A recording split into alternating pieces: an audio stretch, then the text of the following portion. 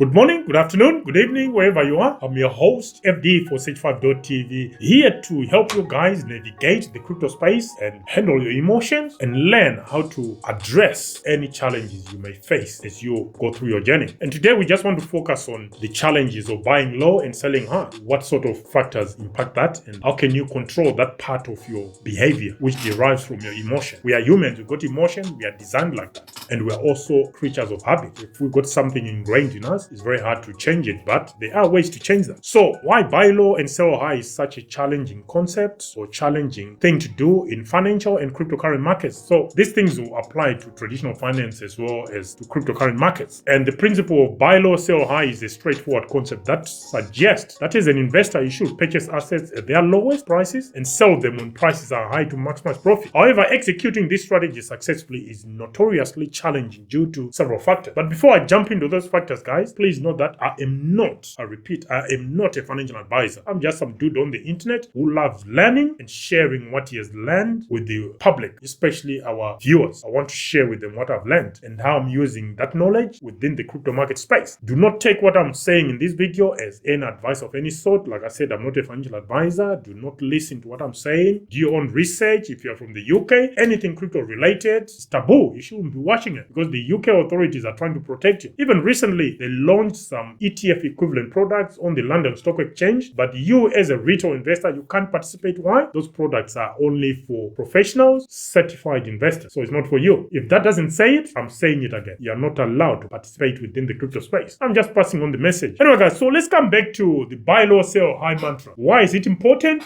and why it's difficult to actually uphold or implement? The first reason for that is market psychology and behavioral biases. So if you look at behavioral finance, for example, investors are often influenced by emotions and cognitive biases that can lead to irrational decision making. Fear and greed are two powerful emotions that drive market behavior. When prices fall, fear can lead to panic selling. How many times have you seen the market red and you're trying to exit your position? Instead, you're actually thinking, man, if I had additional dry powder, I want to add so that when the price finally recovers, but no, it's always flight. You see danger, flight. You see red is danger and you get into flight mode. But that is not what you should be doing. Anyway, that's not what I should be doing. You do what works for you. But if you want to lose money, keep following this. You buy high and sell low. You'll be left with nothing. Anyway, and when prices rise, greed can lead to buying at higher prices. Ooh, the market is green. Now I want to be part of that. No, you should have had your position. If it's now, you should have your position maybe mid 2022 to end of 2022, early 2023, when the bear market was probably just moving at its bottom. I know a selection of a few cryptocurrencies are still trying to establish their bottom even now, which is ridiculous if you ask me. But I think we are no longer in a bear market now and things are moving up. So buying green, selling red, that's a road to failure. We also have the head mentality. This is when prices are green, right? Investors tend to follow the crowd, buying when others are buying and selling when others are selling. This behavior can exacerbate price movements and make it difficult to time the market correctly. And here's one of my favorite quotes. It's a quote. The investor's chief problem and even their worst enemy is likely to be themselves. That's Benjamin Graham, the intelligent investor, paraphrased by something like that, okay? You are your own worst enemy when it comes to investing because of your behavior. The second factor is market volatility. In terms of high volatility, financial and crypto markets are characterized by significant price volatility. Cryptocurrencies in particular can experience extreme price swings within short periods. This volatility makes it challenging to predict price movement and increases the risk of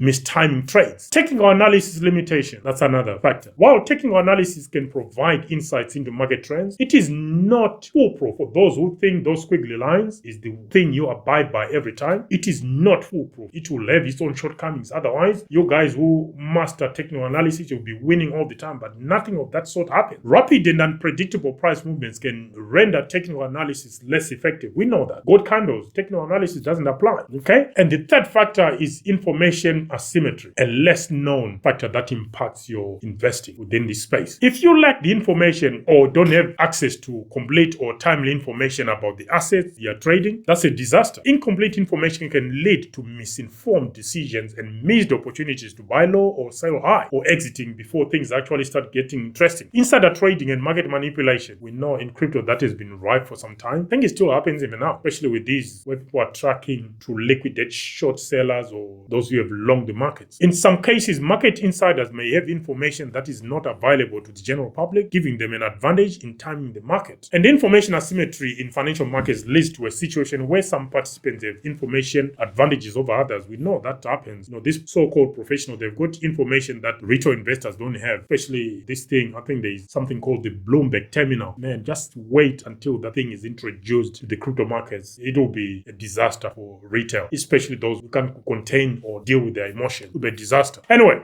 the third factor is timing the market. If you don't time the market correctly, you won't be able to buy low and sell high. It will be the opposite. Accurately predicting the peaks and troughs of market cycles is extremely difficult even for seasoned investors. Just imagine you, retailer, competing with seasoned investors. Markets are influenced by a myriad of factors, including economic indicators, geopolitical events, and market sentiment, making it challenging to identify optimal entry and exit points. Opportunity cost. This is when you're sitting there thinking, I need to time the market correctly. You're waiting for the perfect buying or selling opportunity, which can lead to missed gains from price movements that occur while waiting. And my favorite quote actually comes from Peter Lynch, one of the seasoned investors or experts within the investment space. Far more money has been lost by investors trying to anticipate corrections than lost in the corrections themselves. I'll read this again. Far more money has been lost by investors trying to anticipate corrections than lost in the corrections themselves. So you're busy trying to anticipate the corrections. When are they going to happen? But the opportunity costs of that waiting and diddling, doing diddly squat, is actually going to be more than the money you were trying to save. We've all been victims to that, haven't you? Anyway, those who are waiting for Bitcoin to go to 12K or 9K or 3K, this is it. Market timing difficulty. You lost a lot of money trying to anticipate the correction, the absolute low, than the correction itself. If you had gone in at 20, you'd be quit there. If you didn't go right at the bottom, now you go to buy at a higher level. And the fifth and final factor that affects our ability to buy low and sell high is transaction costs and taxes. Some of these are costs of trading. Frequent buying and selling incur transaction costs, including brokerage fees and slippage. These costs can erode profits and make it less advantageous to trade frequently for those who trade, of course. But if you're doing